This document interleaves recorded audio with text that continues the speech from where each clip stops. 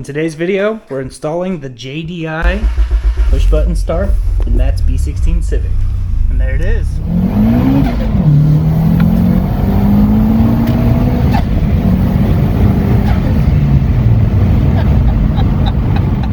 Welcome to Texas Honda Channel. God bless each and every one of you. If you're new here, please consider clicking that subscribe button.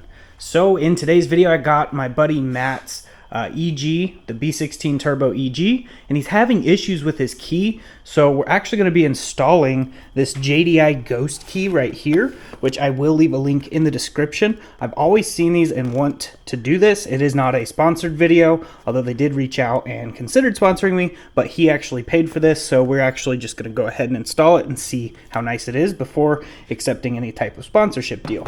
I really like the idea of it. It has RFID, cards, and chips, or it's one card and two chips, I believe, but we have not opened it yet. So we're going to go ahead and open it up and then get to installing this, because his key is acting all kinds of crazy.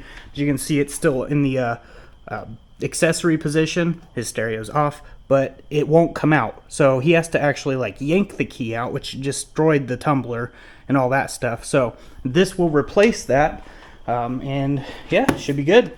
Also, I had tested his fuel to make sure he had E85 in there, since his is tuned on E85, and it is perfectly at E85. The gas stations here in Texas are pretty good at keeping it either E85 or higher. So just good to know. Yeah, we're gonna go ahead and get it open and we'll go from there. I hope you guys enjoy this video. All right, we're just gonna go ahead and cut that tape right there and get this thing open.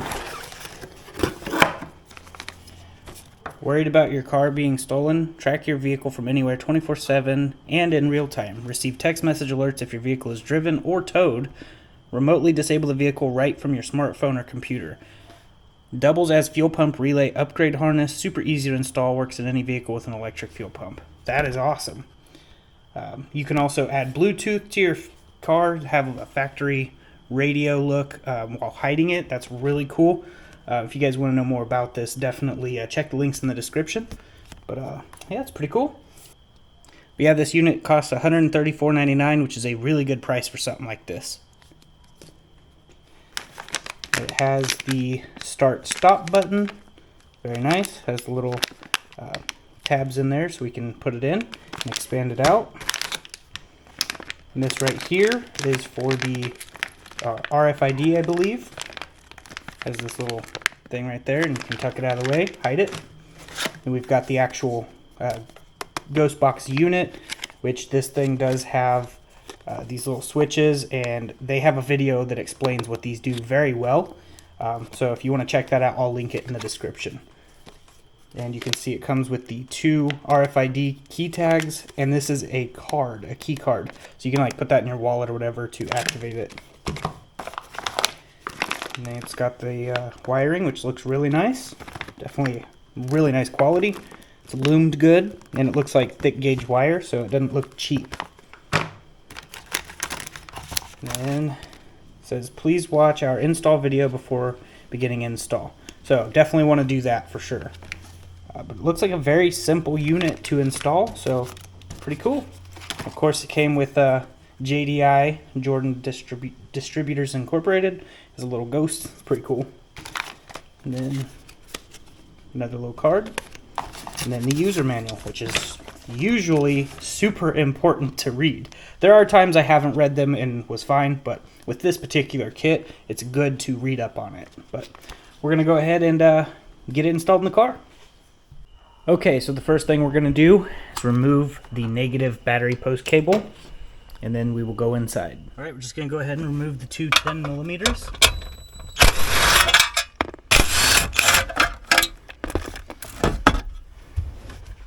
Then the Phillips head screws that hold this in.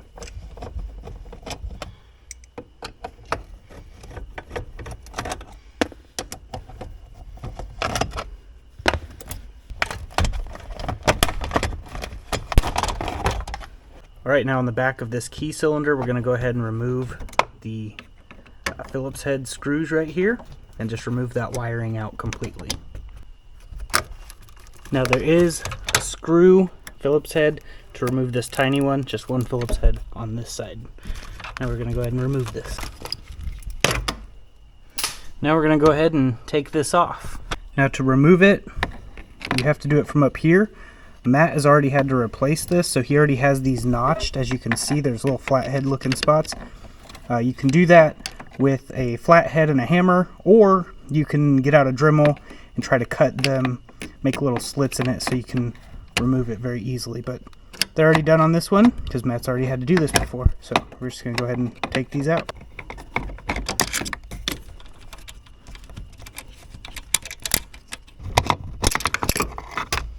Alright, now we've got that out, we can go ahead and get the push button put in the plastics. We're going to go ahead and feed the wire through.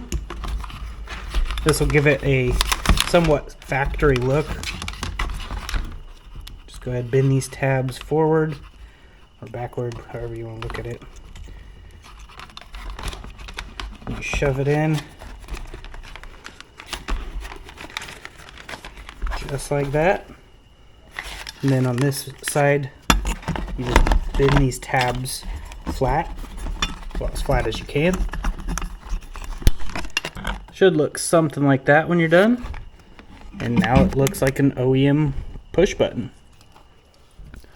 Alright, using the plug and play connector here, we're going to go ahead and plug the big connector in like that, and the smaller connector right there. Then we have this wire, which is a ground. We're probably just going to ground it right over here where this bolt is, a 10mm bolt right there.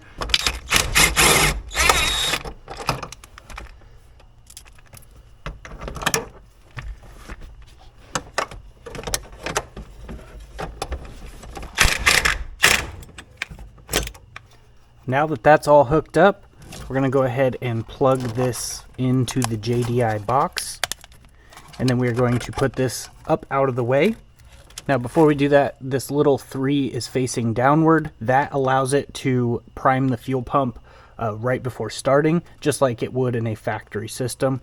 And if you flip the 1 down, that will give you a longer crank, or you can just push and hold the button to crank longer if you don't want to do that. But these actually have functions, and you'll definitely need to look up what those are. It should be in the manual. Now that we have that established, we're going to go ahead and feed the wire for the push button directly into this unit. Right over here there's a 4-prong connector. This just plugs right in there, and then we can mount this up out of the way. Now before we get this mounted up, we do need to hook this up. This is where the RFID will scan. You'll just scan it. We're going to be putting this behind the plastics, out of the way, and we will just be able to put the RFID chip. It'll scan the chip, and then we'll be able to start the car. So we're going to go ahead and plug that in and then get the wiring extended so then we can put this all back together. Alright, forgot to plug this in. It's super important. Plug this in. It has a little orange wire. That orange wire runs to your brake switch. Now typically we would have to use this little connector here and put the wire in, but there's already one on the brake switch. So all we have to do is just plug this into it and then plug this into the actual box, and then we can reassemble everything. Alright, now that I've got everything tucked out of the way, we can go ahead and put this back together.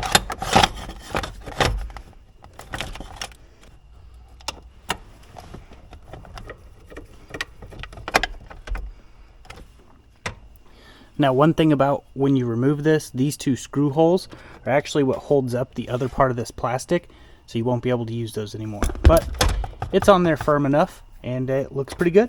So we're going to go ahead and put this metal piece back over this and give it a shot.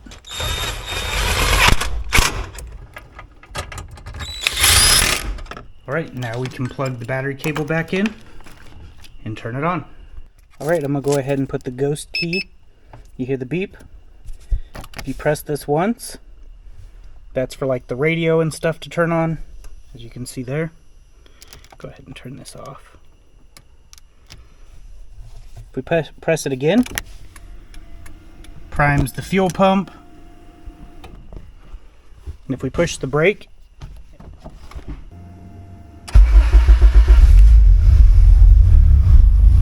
and there it is.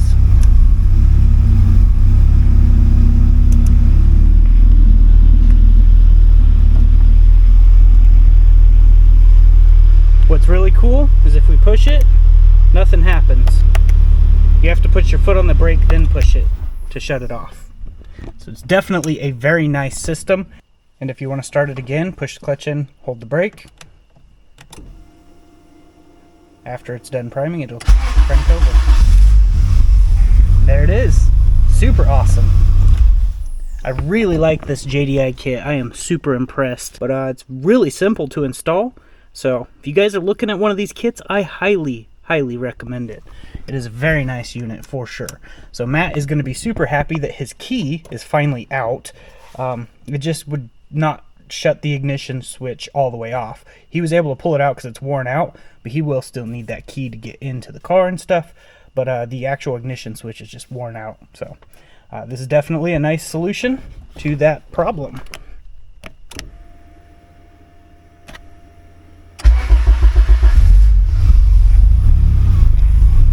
Pretty nice. All right, so diagnosing the boost leak here on Matt's B16. I've got just a water separator right here. The air hose ran into the turbo. It's the best way to find boost leaks I've found. And we hear air over here. So I spray the intake temp sensor. I see a little bit of bubbles there. Nothing too bad. But on the back side, this vacuum line here needs replaced or cut shorter and re-zip tied. So that's a leak. That's a leak. And then the bottom, I gotta put some more air pressure into it real quick.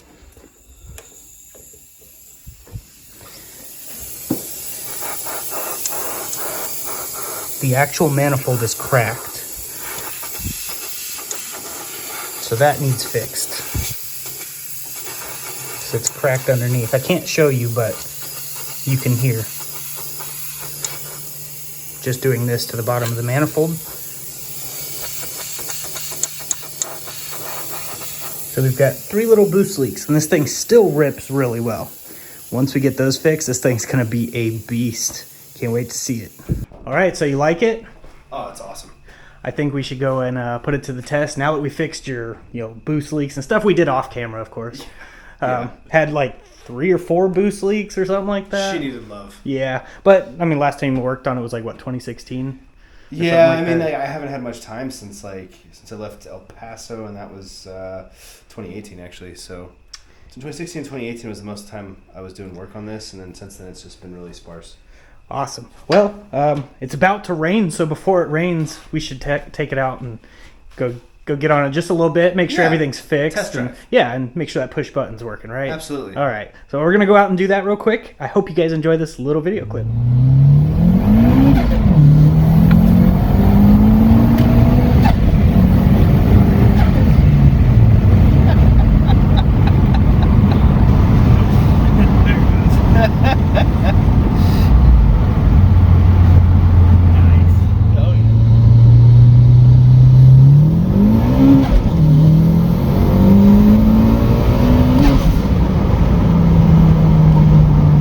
That one felt really good.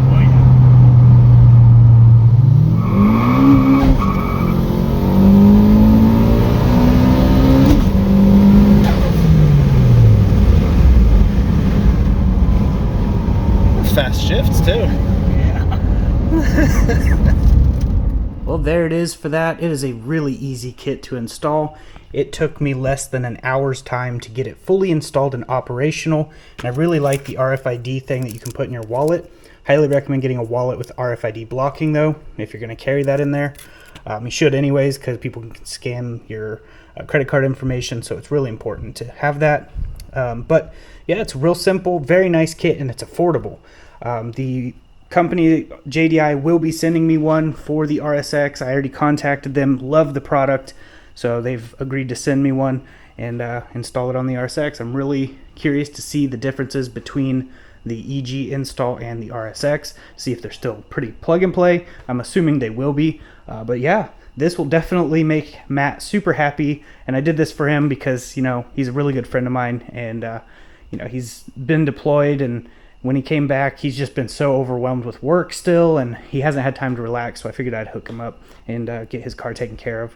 It's the least I can do for our veterans. I mean, I really appreciate all the stuff that they do. So yeah, we've got the old unit here, the key. You can keep this in, by the way. You can keep this installed in the car, but just so that your steering wheel locks and stuff, which isn't a bad idea. So then you can actually do that push button elsewhere. But this thing's so messed up that that's why it's not staying in there. And this here's the ignition switch wiring. So this is how simple it is to replace the ignition switch if you weren't going with the JDI unit, but I highly recommend it. This is a better, safer, more secure way. And none of these are made identical. So each one of these RFID chips are individually made. So no two out there are alike. I couldn't go to another person with a JDI kit, use their RFID, and it work in my car or his car. So keep that in mind. It's really good information to know. But yeah, that's basically done. Also, a little update on the RSX. I'm a little over 300 miles on the 500-mile break-in. So that's really close. I mean, it won't take long to get the other 200 miles. And been testing the fuel. It's E85. We made sure everything is good, and it's running absolutely amazing. It's really hard to keep those RPMs below. I've got them to about 4,500 RPMs. And I was trying to set it to 4,000 where I don't go over 4,000 RPM, but I did slip and go almost to 5K. But I've kept it under 5K, so 300 miles in the 4,000 RPM range. I mean, kept it lower than majority of the time. So I haven't been able to get on it, but man, do I want to. And after that is ready to go, we get a retune. Then me and Matt have plans to race his B16 Turbo. If you didn't see the other video where I asked which one you think would win, the B16 Turbo 4-door or the RSX. A lot of people are saying the RSX, and then we got a lot of people saying this one. So I think it will be really close. He gets better traction than I do. So he's definitely got that advantage over me with the LSD trans and better tires. But this thing does make a little bit more power, so it might be able to recover for it. And if people are wondering, why don't we just go hit the streets right now and race? I want to go at the track. I want to try to do it legit. And this thing's pointless on the road. It will smoke the tires off forever. He will actually hook up and go to a point. He will actually get more traction on the street. But at the track, I'll be able to get some traction. So that's why we're trying to go at the track and not just go down Business 190 and hit it, which we have done before. And it was a very close race. But either way, we definitely want to try to get to the drag strip. So please be on the lookout for more updates on the channel. If you guys don't have notifications turned on, please do so. I upload at random times and try to get you content as much as possible. But that is basically it. I highly recommend the JDI kit.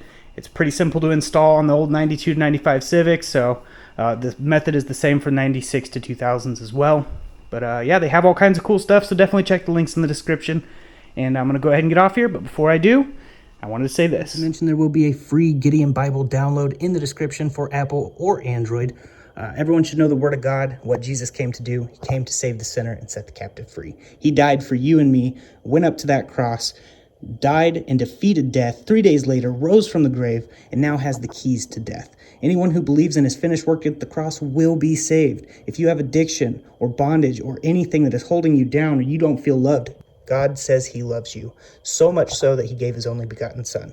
And we are saved by grace through faith, lest any man should boast. So it's not of our works, it's of our faith in Jesus and what he did. So I just wanted to let you guys know the good news, that everyone has a chance. So repent, turn from your sin, and trust in the Lord. But that is basically it for this video. And until next time, God bless, stay safe, stay awesome.